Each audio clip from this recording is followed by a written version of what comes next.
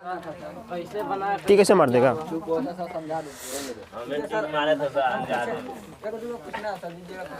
अब सारा क्वेश्चन जाएगा ना, उसमें डाउट क्लियर हो जाएगा, जो भी डाउट रहेगा। तो चलो, इसमें शायद 13 नंबर तक कंप्लीट करवा दिए थे इससे पहले वाली क्लास में। 14 नंबर का देखना। 14 में बोला गया है कि दो संख्याओं a और 18 का लौसा तथा मौसा 2 है, तो a का मान क्या होगा? यानी कि इनका एलसीएम और एचसीएफ दोनों क्या है? दोनों को 2 ही बताया गया है। कहाँ रख दिया मतलब?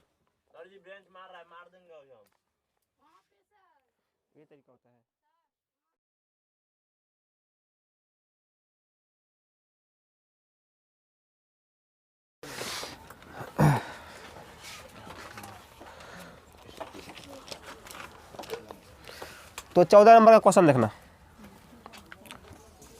14 में ऑप्शन है, इसमें क्या बताया था? दो संख्या, एक a है और कौन है, और एक 18 है।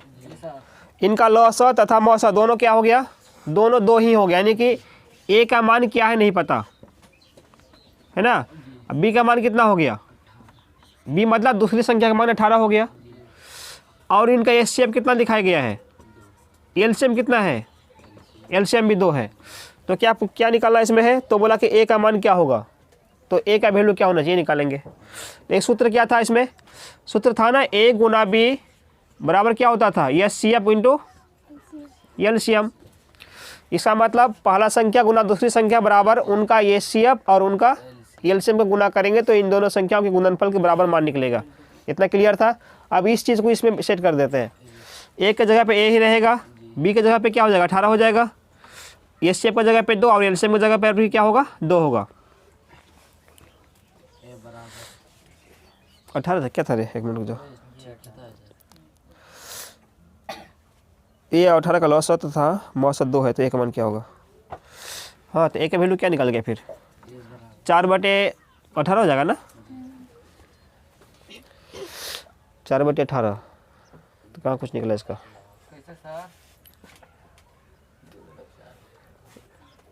कितना इसका आंसर दिखा रहा है? 4। क्वेश्चन का एरर दिखा रहा है इसमें। दो संख्याएं a और 18 का लौसा तथा मौसा 2 हो गया, तो a का मान क्या होना चाहिए? 4।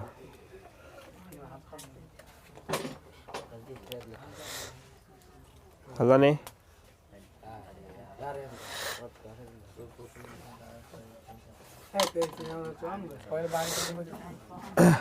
देखो, इस क्वेश्चन में कहीं टाइपिंग में मिस्टेक है या फिर कोई सवाल में कुछ गड़बड़ी है ना।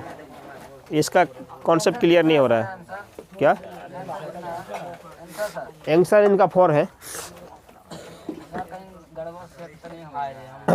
जो भी हो, चाहे क्वेश्चन में दिक्कत या फिर ऑप्शन में दिक्कत, कुछ ना कुछ इसमें एरर हो गया। ठीक है, इसको हम नेक्स्ट देखते हैं। अगर सही होगा तो बाद में किया जाएगा। इसको फिलहाल क्रॉस रहने दो, ठीक है। डाउट है इसमें। 15 नंबर देखो। 15 नंबर का सवाल है कि एक आदमी 24 मीटर पश्चिम जाता है। किधर जाएगा? 24 मीटर पश्चिम की तरफ गया। उसके बाद फिर वहाँ से 10 मीटर उत्तर चला गया। अब वह अपने प्रारंभिक बिंदु से कितनी दूरी पर खड़ा हुआ है? समझना, इसका सवाल में क्या करेंगे? पहले एक बिंदु पॉइंट मान लो, ठीक है। किसी भी नक्शा में दिशा का मान किधर किधर होता है, तो किसी भी नक्शा में जो ऊपर वाला साइड होता है उसको क्या बोलते हैं? उसको बोलते हैं उत्तर की दिशा। क्या बोलेंगे? याद रखना, इस तरह से दिशा बना देते हैं हम, ठीक है। ए वाला पार्ट कौन हो गया? इसको बोलते हैं उत्तर, ठीक है। नीचे वाला की तरफ क्या होगा? दक्षिणी कहलाएगा। और दायां हाथ की तरफ की जो दिशा उसको क्या बोलते हैं? दाहिने हाथ की तरफ की दिशा को क्या बोलेंगे? जैसे उत्तर दिशा की तरफ खड़े हो जाओ और अपना दाहिना हाथ फैला दो, कौन दिशा पड़ेगा? इधर पूर्व है ना, पूर्व है। इसका मतलब दाहिने हाथ की तरफ कौन सा दिशा होगा? पूर्व। और तो इधर एक बच गया तो पश्चिम ही ना कहलाएगा, पश्चिम। तो किसी भी नक्शा में इस दिशा का मान हमेशा याद रखना। तो इसने क्या बोला था? सबसे पहले किधर चलना चालू किया? 10, सबसे पहले 24 मीटर तक पश्चिम गया। पश्चिम मतलब यहाँ से इस तरफ से इस तरफ आया। कितना मीटर गया? मतलब यहाँ से निकालना मतलब हमेशा बीच पॉइंट से करना, मूल बिंदु से। यहाँ से गया पश्चिम की दिशा में 24 मीटर तक, ठीक है। यहाँ पे खड़ा हो गया। उसके बाद क्या करता है? वहाँ पर भी वो नहीं रुकेगा। वहाँ के बाद वह 10 मीटर उत्तर जाता है वहाँ से, ठीक है। यहाँ से किधर चलेंगे हम? 10 मीटर उत्तर मतलब ऊपर चलना पड़ेगा, यहाँ सीधा 10 मीटर का चला गया, उत्तर चला गया, ठीक है, यहाँ पे पहुँच गए। लास्ट में क्या क्वेश्चन पूछा, तो उन्होंने पूछा कि वह प्रारंभिक बिंदु से अब कितनी दूरी पर खड़ा हुआ है। दूर मतलब क्या हुआ, पहले यहाँ से स्टार्ट किया था चलने के लिए, यहाँ से अब वह कितना दूर पर है, तो दूरी कैसे गिनेंगे, कैसे पता करेंगे, इधर से इधर, इधर से इधर, क्या कैसे नापेंगे दूरी, कितना दूरी हो गया, 17 34। और बोलेंगे यहाँ से वो जो मंदिर है कितना दूर में है, तो क्या करेंगे, उधर से रोड से घूम के जाएंगे, नहीं बोल देंगे ना कि कितना होगा, बोल देंगे 100 मीटर का है या 200 मीटर दूरी पर है, इन बोलेंगे। अब उधर से हम घूम के क्यों बताएंगे, उतना दूर घूम के दूरी पड़ेगा, यानी शॉर्टकट दूरी बताएंगे ना। कोई भी दूरी पूछने का मतलब कि कोई वस्तु किसी जगह से कितना दूरी पर है, तो जो सीधा मान होगा वही बताना पड़ेगा उसको। तो वो जो आदमी है अभी कहाँ पर खड़ा है, यहाँ पर ना है, तो बोलेंगे यह आदमी जब से वो चला था जिस स्थान से, उस स्थान से कितनी दूरी पर खड़ा हुआ है, इसका मतलब यहाँ से इसका माप निकालेंगे। तो ये दूरी जो होना चाहिए कहाँ से, यहाँ से होना चाहिए, ये वाला दूरी, ठीक है। इसका क्या मान होगा, वही आंसर होगा। अब समझना, ये इसका वैल्यू कैसे निकलेगा, ये बन गया एक त्रिभुज, क्या बन गया, कौन सा त्रिभुज बना, यहाँ पर कितना का एंगल बन गया, कौन 90 का बनेगा। इसका मतलब त्रिभुज कैसा है, समकोण त्रिभुज है। समकोण त्रिभुज में 90 डिग्री के सामने वाले भुजा का मान क्या होता है, भुजा को क्या बोलते हैं, 90 डिग्री के सामने वाले भुजा का नाम क्या होता है, कर्ण। तो कर्ण का मान निकाल लेंगे, जो आंसर होगा वही निकल जाएगा। तो कर्ण बराबर क्या फार्मूला है, बोलो, कौन 90 प्लस किया था रे, बोलो कर्ण बराबर क्या होता है, नहीं टेस्ट में तो ला लेता 90 प्लस एकदम, बोलो कर्ण का, वाह मिट्ठू, हाँ हाईएस्ट लाया, हल्ला नहीं, हल्ला नहीं, नहीं गलत है, देखो यार। कर्ण का सूत्र निकालने का तरीका होता है अंडर रूट लंब स्क्वायर प्लस आधार स्क्वायर। दक्षिण को क्या बीच में डिस्टर्ब कर रहा है, समझना क्या हो गया, आधार स्क्वायर, क्या समझना, ये इनका फार्मूला हो गया कर्ण निकालने का। अब निकालो लंब का कितना हो गया, 10 का स्क्वायर, आधार कितना हो गया, 24 का स्क्वायर,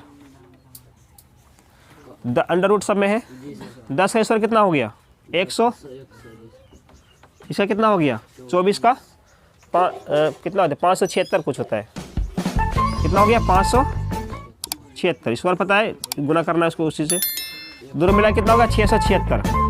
इसका क्या निकालेंगे हम, वर्गमूल निकालेंगे।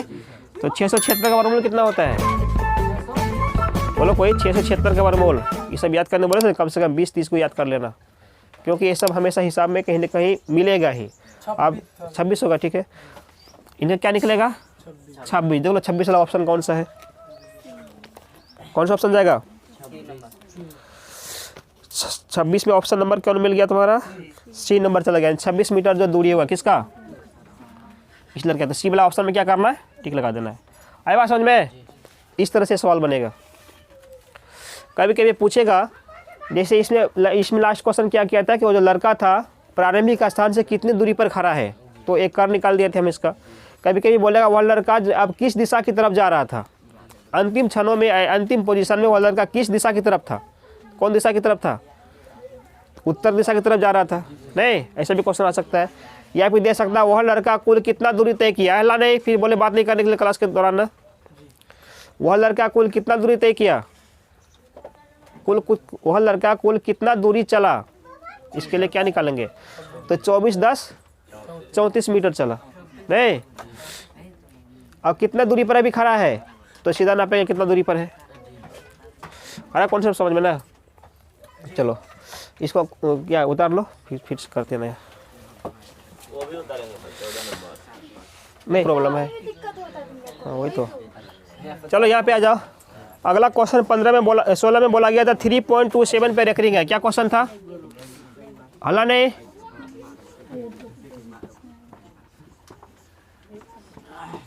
थ्री 3.27 पे कितना है रेकरिंग है। बोला गया ये जो संख्या हुआ परिमेय संख्या है, परिमेय संख्या की क्या संख्या है, मतलब ये संख्या ऑप्शन नंबर ए में है, पूर्णांक संख्या है, एक परिमेय संख्या है, एक प्राकृतिक संख्या है कि एक अपरिमेय संख्या है। इन चारों ऑप्शनों में से क्या होगा, क्या होगा, अपरिमेय कैसे होगा, थोड़ा कारण बताओ हमको। अपरिमेय क्यों बनेगा ये? समझना, ये जो है सबसे पहली बात बताओ, दशमलव का जो प्रसार है किस तरह का है, शांत है क्या अशांत है? हैं? शांत कैसे हो गया, जो ऊपर रेखनी लगा हुआ है तो अशांत ना होगा। अशांत क्या पहचान बताया, या तो पीछे में डॉट डॉट डॉट लिखा हुआ रहेगा, या नहीं तो ऊपर में रेखनी लगा हुआ रहेगा। ये दो पहचान किसकी होती है? शांत दशमलव प्रसार का होता है। ठीक है, तो ये तो शांत क्लियर हो गया, अशांत है क्लियर हो गया। लेकिन अशांत का भी दो पार्ट बताए थे, एक आवृत्ति का और एक अनावृत्ति का बताए थे। तो एक किस तरह का है, आवर्त वाला है कि अनावर्त वाला है? आवर्त वाला है, क्योंकि इसमें कोई निश्चित बात रिपीट होगा। तो जो जिसमें निश्चित बात रिपीट होता है उसको कौन सी संख्या मानते हैं?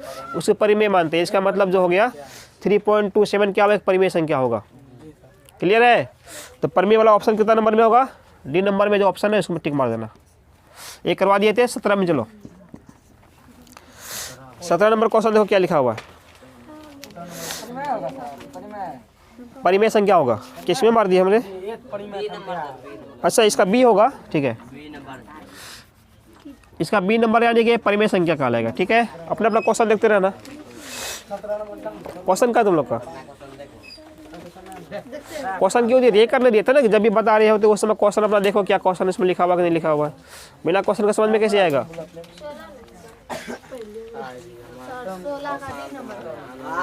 नहीं बी नंबर, बी, हाँ। चलो 17 नंबर क्वेश्चन देखना। 17 में बोला गया 6/15 का दशमलव प्रसार शांत होगा क्या अशांत होगा? क्या बोला गया है? 6/15 का दशमलव प्रसार शांत है अशांत है, कि आवृत्ति है कि कोई नहीं है? तो इसको चेक कैसे करेंगे तो समझना, अगर डायरेक्ट इसको देखा जाए तो इसमें 5 और 3 आ रहा है ना, तो यहाँ पर 3 समझ के आसान मत करना, क्योंकि इसको पहले कटाओ। इसको 2 से कटेगा, 3 से कटेगा, कितना बार? 2 बार में, 3 से 5 बार में क्या बच गया इसका? 2/5। और जिसके नीचे बात मत क्या करो, नहीं कुछ बोलना है, जब खड़ा करवा यहाँ लेके आएंगे तब बात करना है। 2/5 नीचे में क्या हो गया? सिर्फ 5 है। 5 रहने से या 2 रहने से कैसा होता है दशमलव प्रसार? उसका शांत कहलाएगा। इसका मतलब 2/5 कैसा प्रसार है? शांत वाले ऑप्शन में टिक मार देना। ठीक है, ऑप्शन नंबर कितना हो जाएगा इसका? ए नंबर आ जाएगा। ए नंबर राइट है। 18 नंबर देखो, 18 बोला निम्न में कौन अभाज्य संख्या है? अभाज्य का पहले क्लियर करवा दिए थे। ऑप्शन नंबर ए में क्या दिखा रहा है? 8, बी में क्या दिखाया? 9, 11, 15। 11 में क्या हो गया इसमें? 15 होगा। कितना?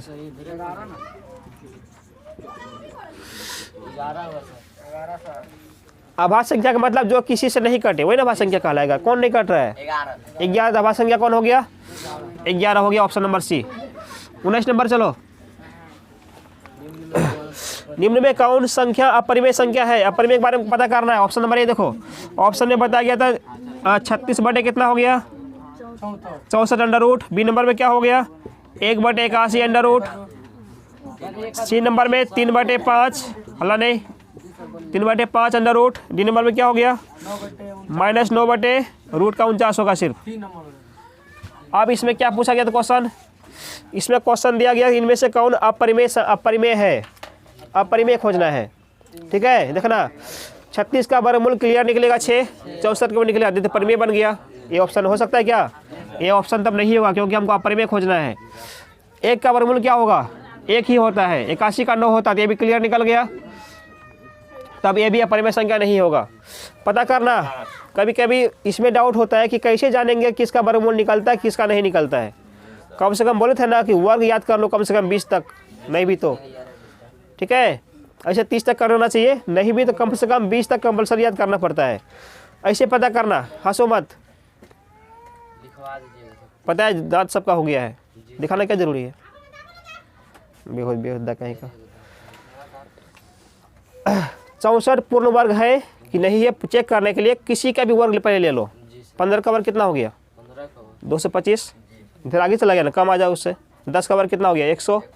इससे आगे निकल गया ना, और कम आ जाओ। 8 का 5 का वर्ग कितना होता है? 25। इससे कम है ना, आगे बढ़ो।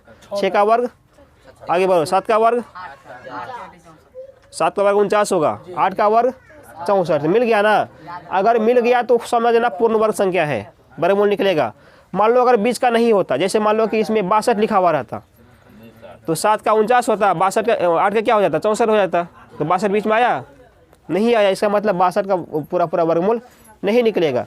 ऐसा कंडीशन में वो अपरिमेय संख्या बन जाएगा। यहाँ पे चलो उसी प्रकार से 81 का वर्गमूल 9 निकलेगा।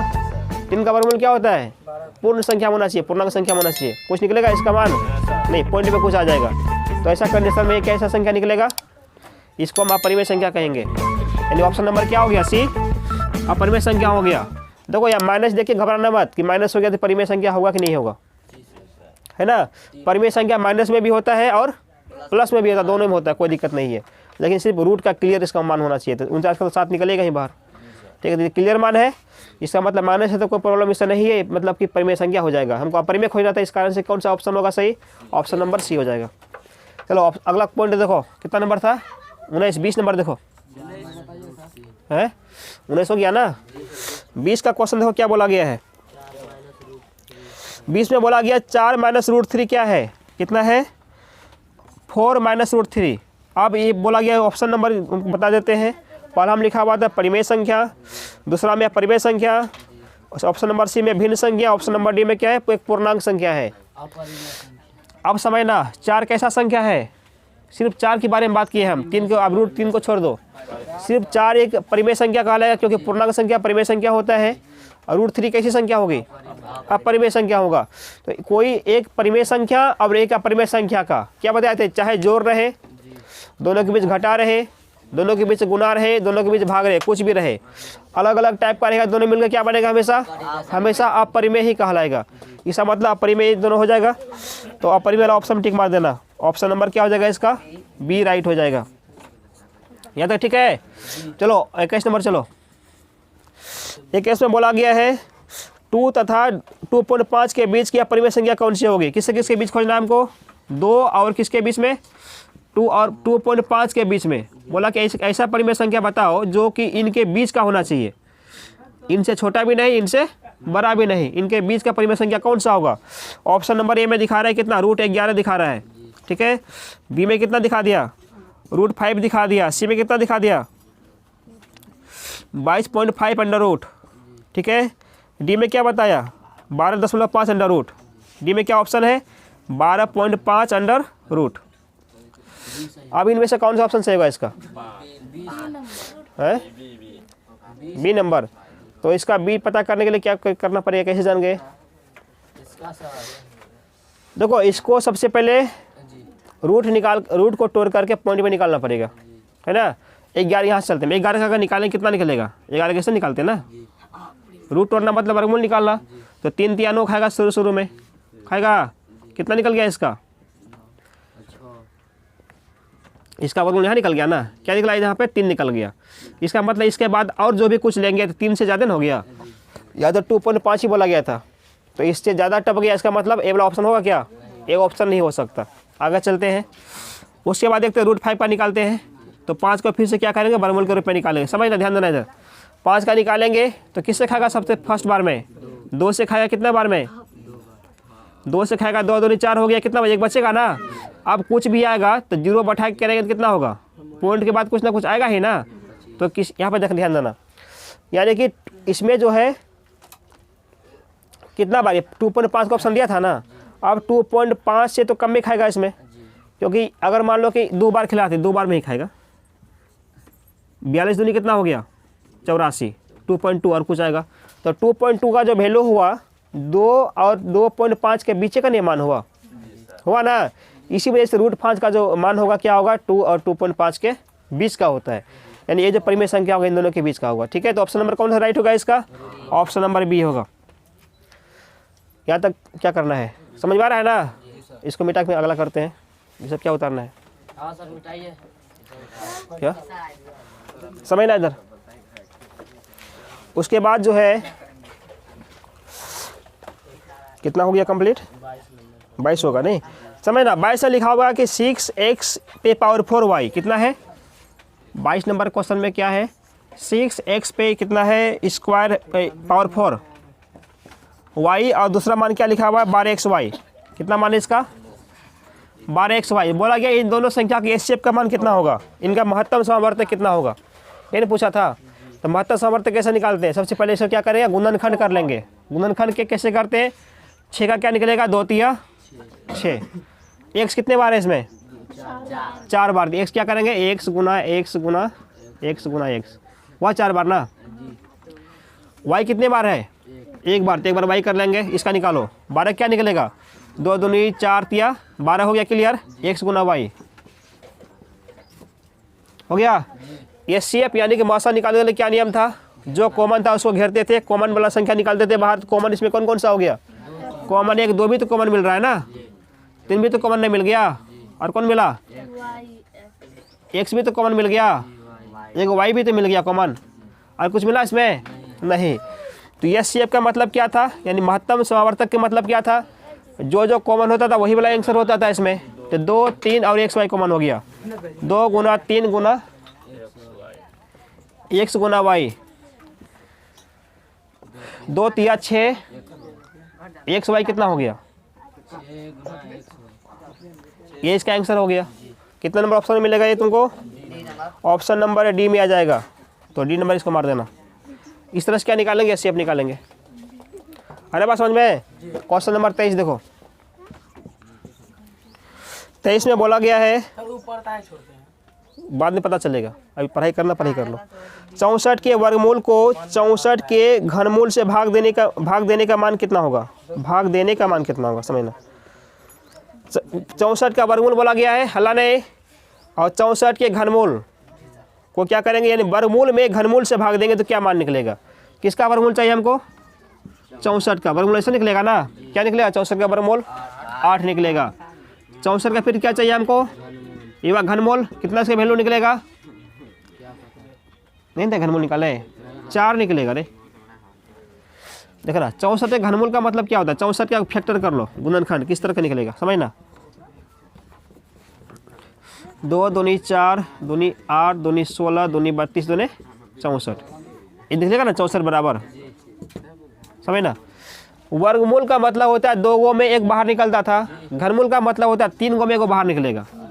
तो 3 गो का मतलब 2, 3 गो का मतलब 2, 2 दूनी कितना हो गया, ये बार घनमूल को देगा, ठीक है। तो इनका घनमूल 4 हो गया, इनका वर्गमूल 8 हो गया। तो बोला गया कि इनके वर्गमूल में इनके घनमूल से भाग देंगे तो क्या निकलेगा, 2 निकलेगा, बस सीधा सी बात है। यानी कि 8 बटे क्या करेंगे, 4, 4 दूनी 2 निकलेगा सर ना। तो कौन सा ऑप्शन जाएगा इसका, 23 नंबर का बी नंबर ऑप्शन चला जाएगा, 2 बी वाला ऑप्शन इसका राइट होगा। क्या तक आ रहा है बात समझ में। क्या करना है, इसको कॉपी करना छोड़ देना है, करो जल्दी करो।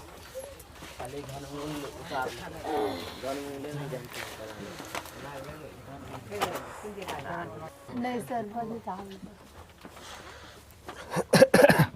देखो चलो अगला क्वेश्चन कितना 24 नंबर में क्या लिखा गया है, बोला कि रूट 10 और रूट 15 बराबर है, किसके बराबर होगा, क्या क्वेश्चन था, रूट का 10 है गुना कितना, रूट का 15 है, तो बोला किसके बराबर होना चाहिए, समझ ना। हल्ला एकदम बंद करो। तो देखो ये जो रूट करने का जो गुना होता है, याद रखना है, गुना किस स्थिति पे होगा, बार बार समझाते, पढ़ाई के टाइम में नहीं बात करना होता है, दोबारा भी इस चीज़ को बोले नहीं समझाएंगे फिर हम, है ना। मना किया ना, जब बताते थोड़ा समझ लो, 5 मिनट तो समझना है, उधर ही अपने दिन भर घर में करना, थोड़ी बोलने जाते हैं हम घर में किसी का, मतलब 10 मिनट भी पढ़ाई नहीं कर पाएगा सही तरीका से।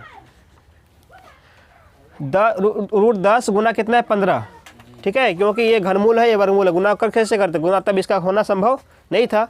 अभी क्या है, इनका क्या है, अगर यहाँ पर भी कर दें तो क्या बनेगा, तब फिर इनका गुना हो जाएगा, मतलब एक समान कर नहीं होना चाहिए, इसका रूट एक समान का टाइप का होना चाहिए।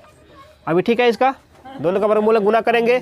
चलो 10 गुना 15 कितना हो गया, 10 गुना 15 मतलब रूट का 150 हो गया, यहाँ तक ठीक है। अब ऐसा ऑप्शन कहीं पर है, ऑप्शन नहीं है, इसको मतलब और तोड़ मरोड़ करना पड़ेगा।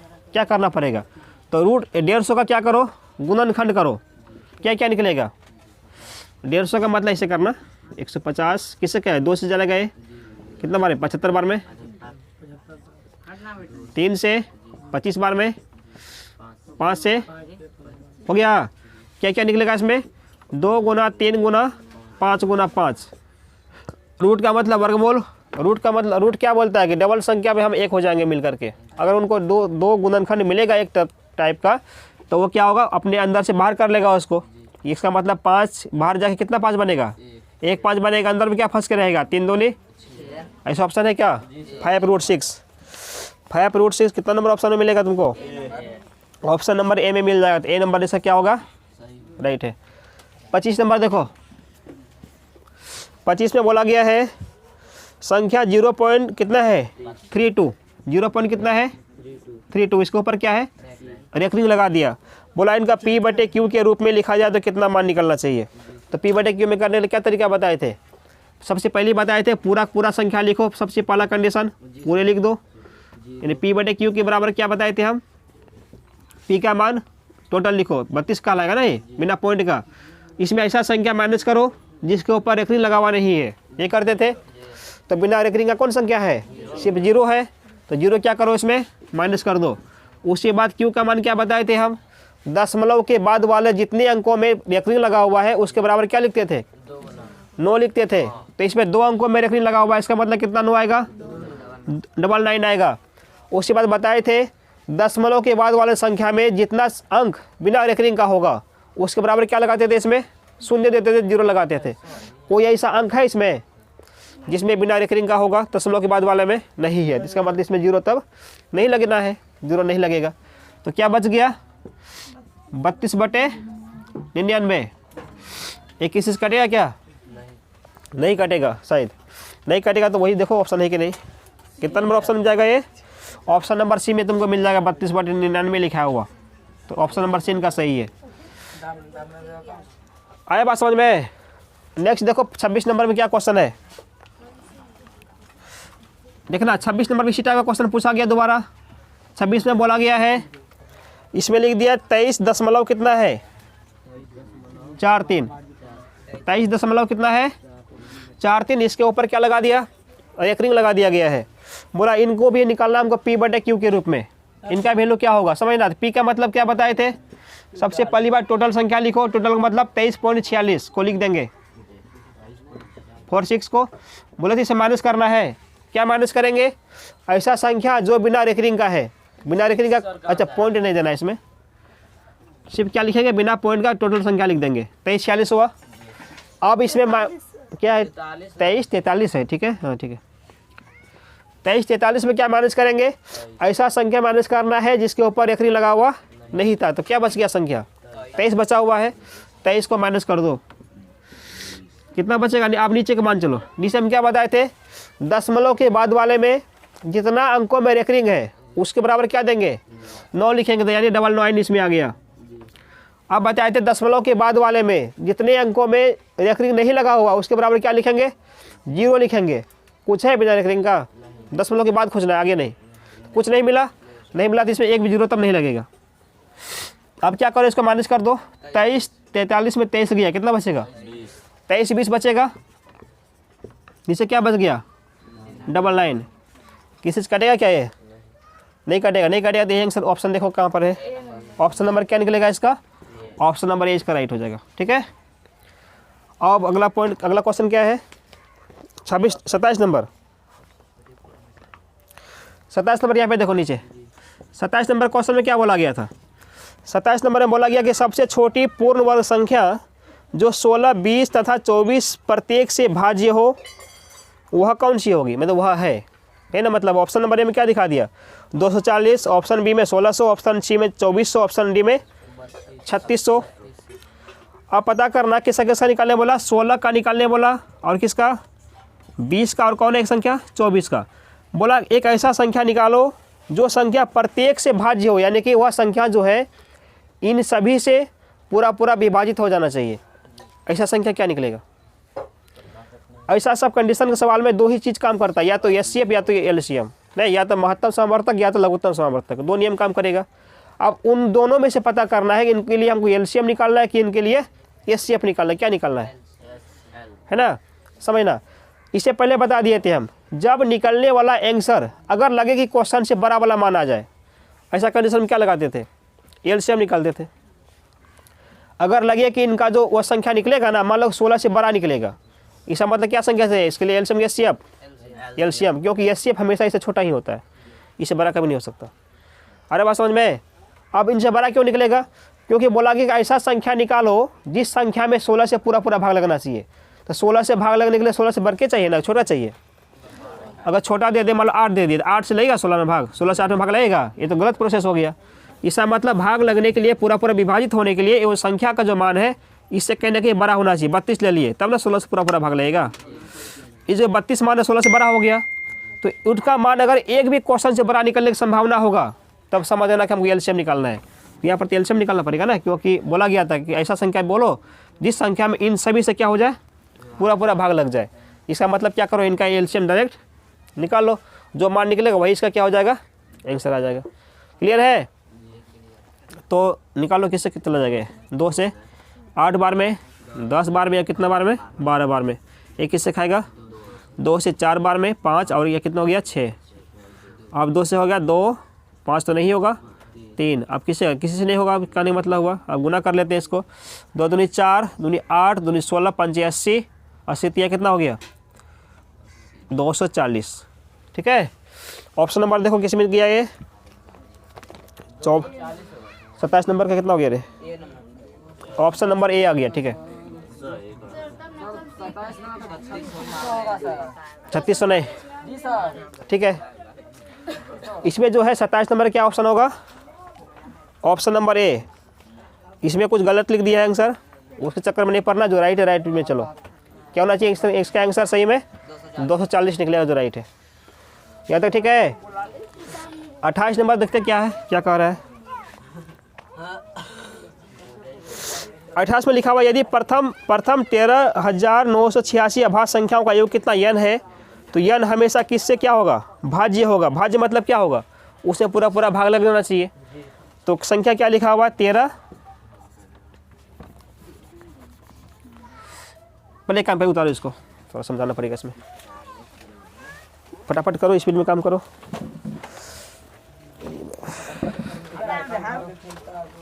देखो ना कितना जगह है, हम लोग का जगह देखो।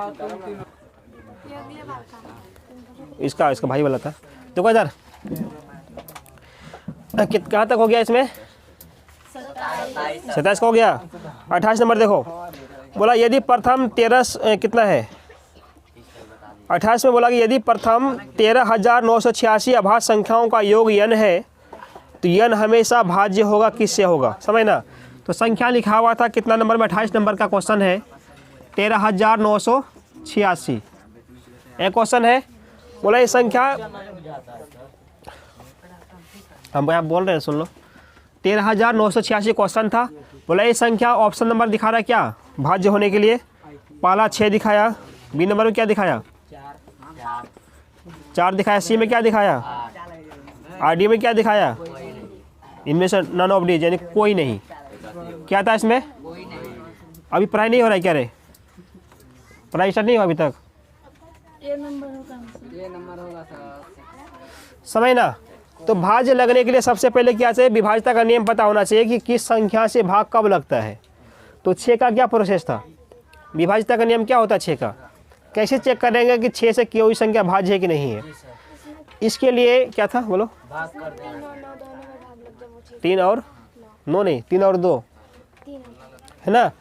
तो ऐसा संख्या जिस संख्या में 3 से भी भाग पूरा पूरा लग जाए, उस संख्या में अगर 2 से पूरा पूरा भाग लग जाए, इसका मतलब वह संख्या 6 से भी पूरा पूरा भाग उसमें लग जाएगा, है ना। तो ध्यान दो, लास्ट में अगर कोई भी सम संख्या रहता है तो वह संख्या 2 से पूरा पूरा विभाजित होता है। 2 से तो क्लियर है। 3 का क्या प्रोसेस था, सबको ऐड करते हैं, देखते हैं वो 3 का गुणज है कि नहीं है। तो 3 और 1 4, 13, 21 और 6 27, 3 नाम 27। इसका मतलब ये संख्या 3 से भी कटेगा, इस कारण से 3 भी 2 भी दोनों सही हो गया ना। तो ये संख्या जो है 2 से भी कटने वाला है और किससे, 3 से भी कटने वाला है नहीं। इसका मतलब ये संख्या 6 से भी तब पूरा पूरा विभाजित हो जाएगा। 4 का क्या नियम था, लास्ट वाले 2 संख्या में अगर 4 से भाग लग जाए तो सारा संख्या 4 से कट जाएगा। हाँ, लास्ट वाले 2 संख्या में अगर 4 से भाग लग जाए तो सारा संख्या भी क्या होगा, 4 से क्या बोलते हैं उसको, सही तो बोल रहे थे सर। हाँ 4 से कट। ये संख्या 4 से पूरा पूरा क्या विभाजित नहीं है, 8 से तो नहीं विभाजित होगा। तो विभाजित किससे हो रहा है, 6 से, इसका मतलब 6 से पूरा राइट आंसर है। ठीक है, चलो कहाँ दिमाग चला जाता है। अब देखो क्वेश्चन नंबर 29 क्या बोला गया, बात मत करो। क्वेश्चन नंबर 29 देखो, 29 में बोला गया था दो संख्याओं का लघुत्तम समवर्तक इनके महत्तम समवर्तक का 14 गुना है ना। यानी कि दो संख्या, कौन सा संख्या होगा, मान लो कोई संख्या ए है कोई संख्या बी है, दोनों नहीं पता। ठीक है, इनका जो लघुत्तम समवर्तक होगा यानी एचसीएफ और एलसीएम, इन 4 पॉइंट होता है एक फार्मूला में। तो बोला गया इनका जो एलसीएम है, जो लघुत्तम है, महत्तम समवर्तक का कितना है, 14 गुना है। क्या बोला गया है, इनका लघुत्तम महत्तम का कितना गुना, 14 गुना। कुछ रहेगा तब तो गुना करेंगे, नहीं तो मान लिए इनका लघुत्तम एचसीएफ क्या x हो गया, तो ये कितना हो गया 14x ना होगा 14 गुना, तो y कैसे हो जाएगा 14। बोले कि 12 बोलते इसका जो महत्तम समवर्तक का 14 गुना है कौन, इनका लघुत्तम एचसीएफ एलसीएम। कल से तुम दोनों पढ़ाई बंद करो, नहीं पढ़ने, मजाक नहीं कर रहे हैं। समझ में, कल से पढ़ने मत आना इधर।